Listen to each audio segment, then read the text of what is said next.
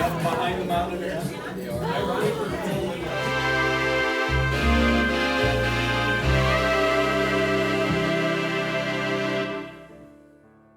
Hi everyone, and welcome to Raymagination. I'm Ray. My mother is one of 10 children: Gary, Cheryl, Sue, Rocky, Gigi, Crystal, Jack, Holly, Rhoda, and Paul. Here they are all together, and my mom is this one. The oldest of the 10 is my Uncle Gary. As you can see, he was always so handsome, and he was also kind and generous and had a wonderful sense of humor. His love of food, family, and friends is what I remember most about Uncle Gary, especially when they were combined. He was always the first in the chow line and always the last for seconds.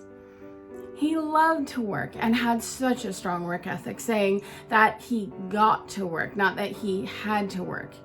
He used to drive for Coke and Murphy, and when he would stop by the Budweiser plant where Uncle Rocky worked, Uncle Rocky would feed him and they would have a grand old time. Some of my finest work has been people who have passed. I don't draw everyone who passes, of course, but in some cases I am paid to draw them, or have already drawn them and just reframe it. Or in the case of this portrait of my grandfather, I draw it to process my grief. So I knew when Uncle Gary passed, I had a job to do. Because after all, I do owe my art career to him. Or maybe to Aunt Arlene. Actually, I don't know whose it was to begin with, but this book is the Calvin and Hobbes book that one of them, or both of them, gave me. That was my start in my art career. I always was drawn to more cartoony styles, but I thought people won't take it seriously because it's not realistic looking. However, when I saw this in Uncle Gary and Aunt Arlene's house, it's a whole book just full of comics. I was blown away. They just left it for me. The world's never been the same to me since. I definitely owe a debt of gratitude to Aunt Arlene, who, along with my mother, worked tirelessly to make Eddie's and my wedding stunning. So I figured I'd quit dragging my heels and get on with it already.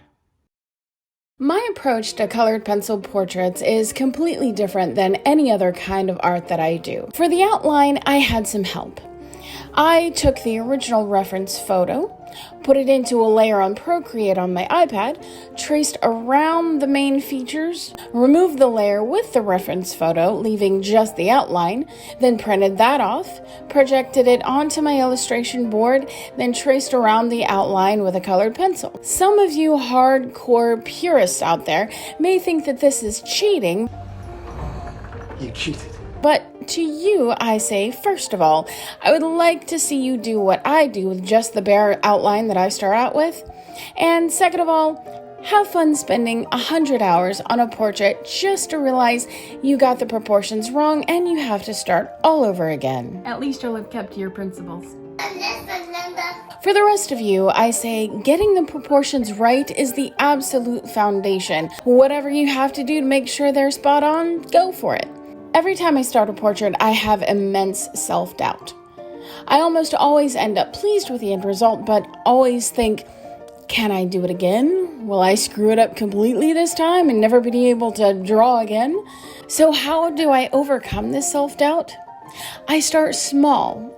I start off with one eye because it's a small contained shape that then spread out to the orbit around the eye, framed by the brow ridge, cheekbones, and the bridge of the nose. And hopefully by that time I'm well enough into the groove of it to progress naturally from there. This work was particularly tricky, and for the first half of Uncle Gary's face, I was certain I was ruining it. But I just pushed on, and when I hit a wall with one facial feature, I would just move on to a different facial feature because eventually they all connect.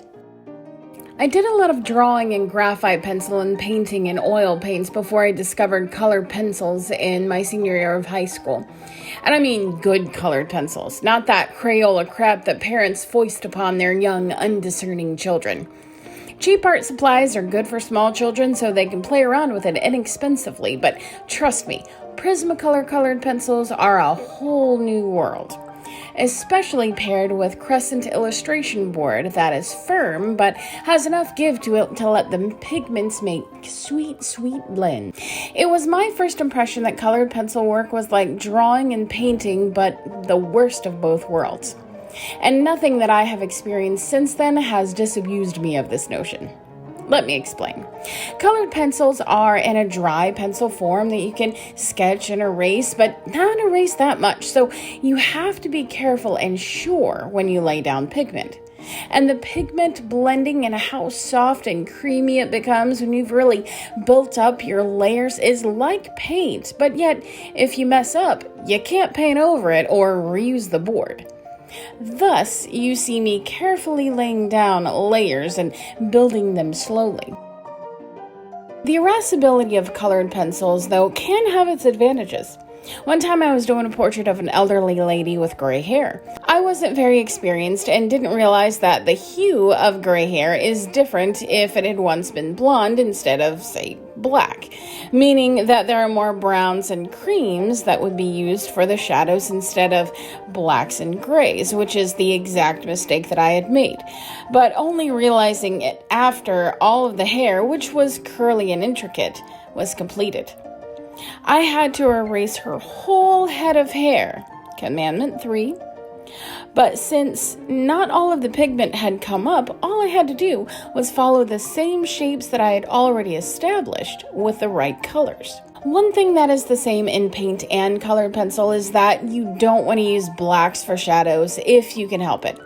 If you need absolute black in some spots, sure, fine. But if you're not going to go for absolute black or darn close to it, then lean on other hues like purple or green or blue. Black tends to make things look gray or muddy when mixed with other lighter colors, and you want your skin tones to be as rich and vibrant as possible. If you use the cooler colors like blue and green, it also tends to make the warmer colors in the non-shadowed areas still warmer in contrast.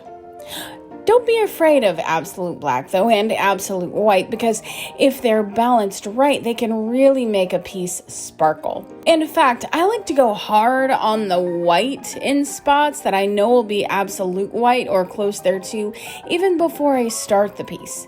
Especially if it's rim lighting around the edge of a face. This sort of reserves those spots, and the waxy pigment will resist any other accidental marks or pigment dust that may get on your hand and transfer to the heretofore uncolored spot. It's easy to overwork shadows and shapes that we concentrate so hard on. Your portrait can end up looking pinched or shrunken or too skinny or gaunt if you concentrate too much on the shadows and make them too deep. That's why it's important to step back and see your progress with fresh eyes. Sometimes squinting helps, or turning the piece upside down. One of my art teachers said once that she would go outside of her studio and look in at her portrait through a window. I generally take pictures of my portraits with my phone and look at it on a smaller version. This helps me to condense the work and actually see it in its entirety, instead of the microcosm of the tiny little bit that I've been working on for the past 3 hours. Especially if the portrait is as big as this one. I mean, it is 16 by 20 inches. His face is a little bigger than life size.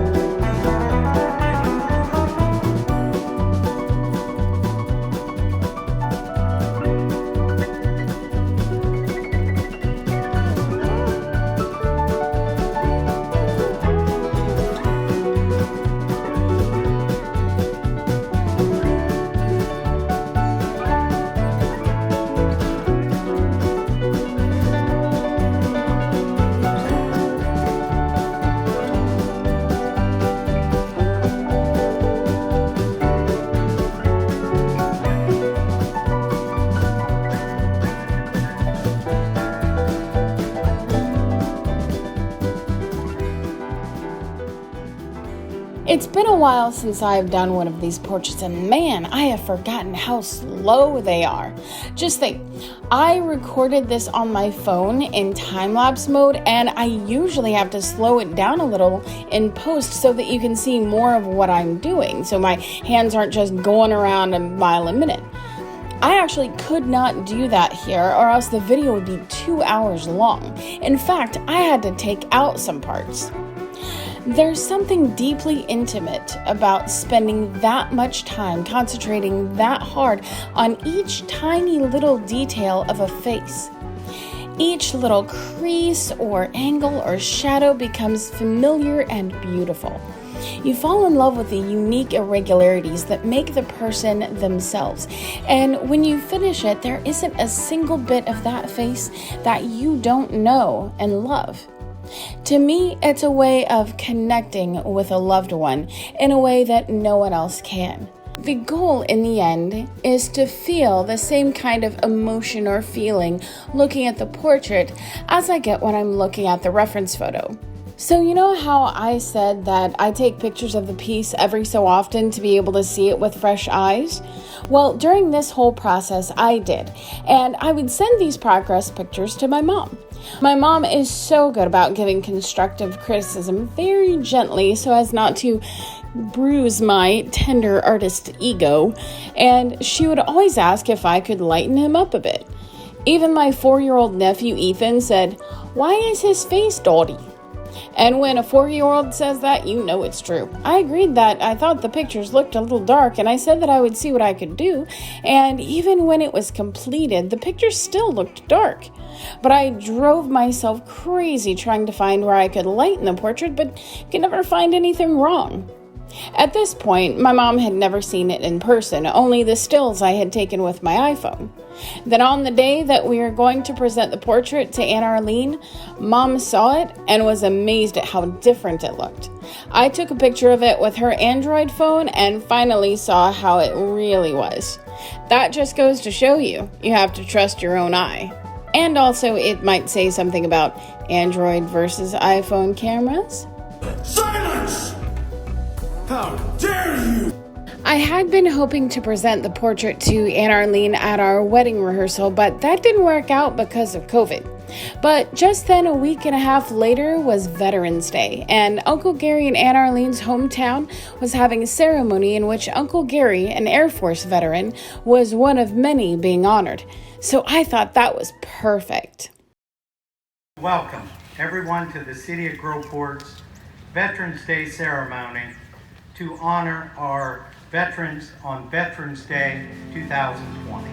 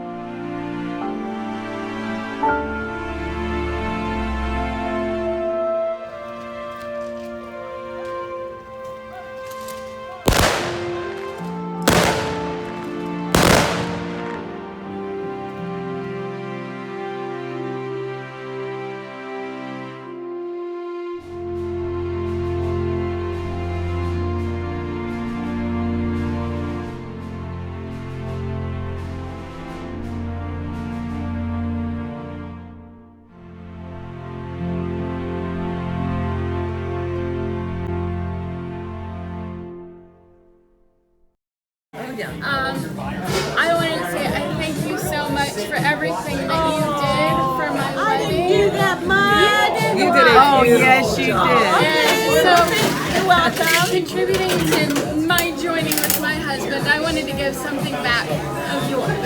Oh.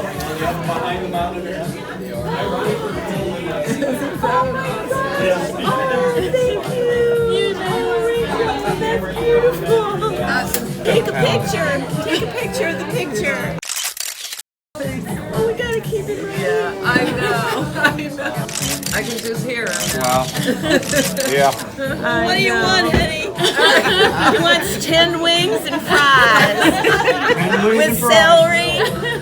Blue cheese. Blue cheese. This face right here is why I love being an artist. What my work means to people is my whole motivation. If this video has motivated you, please consider liking and leaving me a comment. And to be part of more adventures of reimagination, go ahead and subscribe to my channel and hit that bell.